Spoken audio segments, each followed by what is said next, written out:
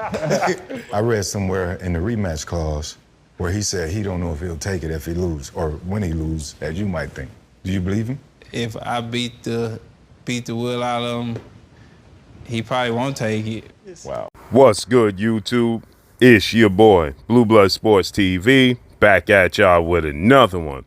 So, what you just heard was the voice of undefeated, unified three-belt WBA, WBC, IBF, welterweight world champion superstar boxer, who is widely considered by many to be top two, if not the number one, definitely top five, pound for pound, best fighters in the world, and Errol the Truth Spence Jr. Errol Spence Jr. is 28 wins, no losses, no draw, 22 big wins by way of knockout.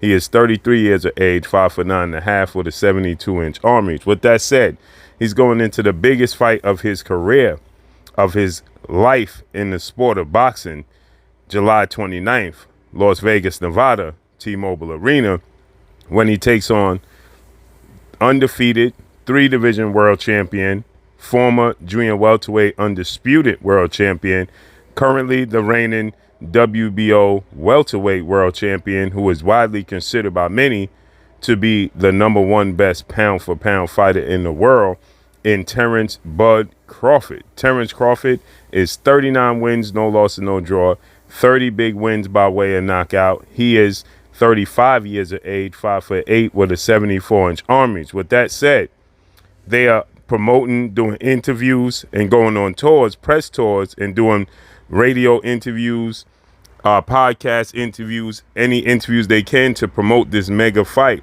Me, in my opinion, I say this is the biggest fight in 40 years since we got September 16th, 1981. Thomas the Hitman Hearns faced off against Sugar Ray Leonard for undisputed. That was a two-belt era where it was just the WBC and the WBA. The WBA was the first belt invented, then the WBC followed along, and then now we have the IBF that came after that and the WBO that came last. So with that said, that was the two-belt era. It was just the WBC and WBA. Now we have the three-belt era. We have the four-belt era. We went from the two-belt era to the three-belt era. So the last undisputed welterweight world champion was Super Zab Judah, and that was the three-belt era. So basing it off of that time, the Zab Judah era, Errol Spence would right now be considered the undisputed welterweight champion because he holds all three of those belts. He holds the WBC, WBA, and IBF. Those were the three belts that made you the undisputed champion. The WBO, that came afterwards. So it's ironic that Errol Spence has picked up these belts in this order because he picked up the IBF first, then he picked up the WBC second, and then he picked up the WBA last. So if you reverse it, he actually picked all the belts up in the order that they were created and invented, right? He picked up the WBA last. They 1, 2, and 3, right? He just did it in reverse, right? And now he's picking up the last belt invented, which is the WBO title that Terrence Crawford holds. Well, he's attempting to pick up the WBO belt from Terrence Bud Crawford. So he actually picked up all these belts in order, which is extremely ironic in reverse, right? And is that a sign?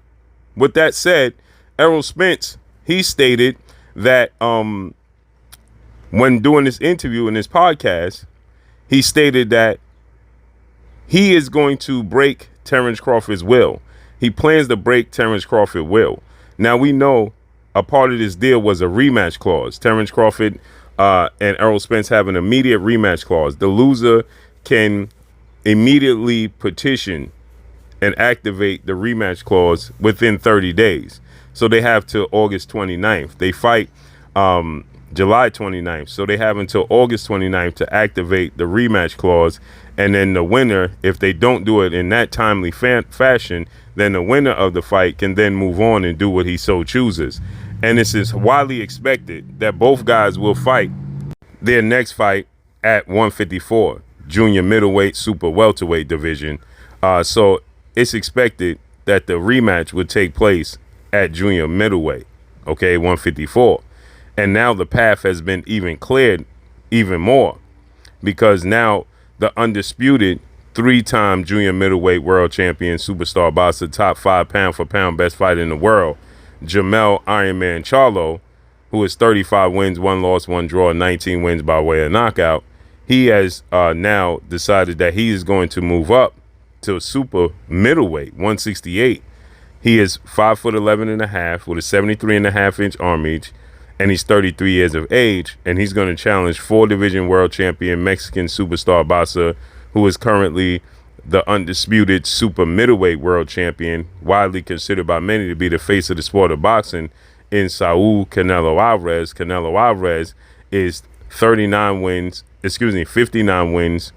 2 losses, 2 draws, 39 big wins by way of knockout at 5'8" with a 70-inch arm reach, and he too is 33 years of age. So Jamel Charlo is 3.5 inches taller with a 3.5-inch arm reach advantage, and they're the same age. So with that said, actually, Canelo Alvarez is slightly younger than Jamel Charlo.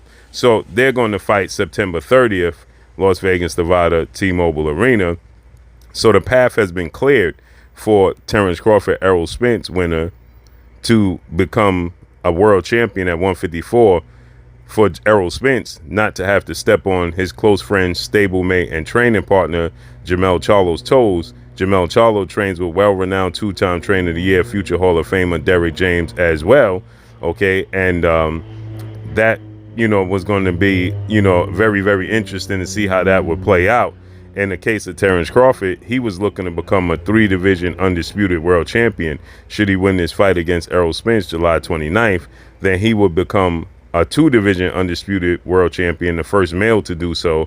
And he wanted to go and fight Jamel Charlo and become a 3-division undisputed world champion in just 2 fights. Okay, 1 fight, 2 fights. Well, in 3 fights, he would have to beat Errol Spence twice and then beat Jamel Charlo. But now Jamel Charlo is essentially going to vacate those belts, and it's going to be tough sledding to be able to collect all those belts in this timely manner, seeing as though Terrence Crawford is 35 and says he don't want to fight into his late 30s, and early and 40s is out the question. So he's already mid-30s.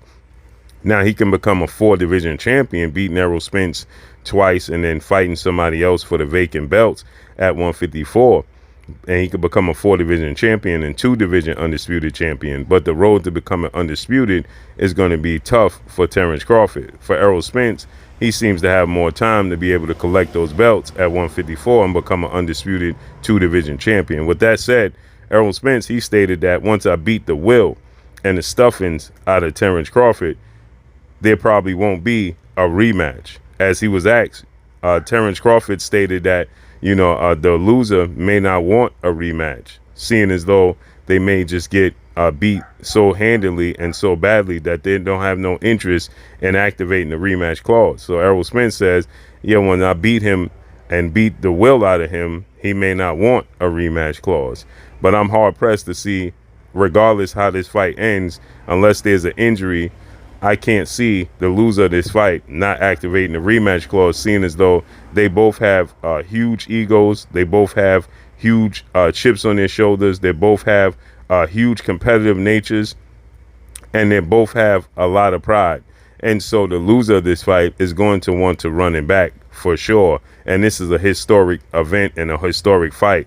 So there's no doubt in my mind, regardless of the outcome, unless it's just an injury or something unforeseen taking place, that the fight, they just don't do it for a second time.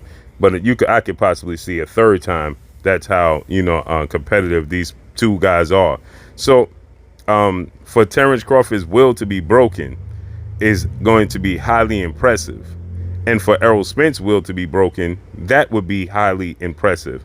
So to see one of these guys actually break the other one's will would be something to see. That would be historic. That would be a sight, because both guys have extremely strong wills.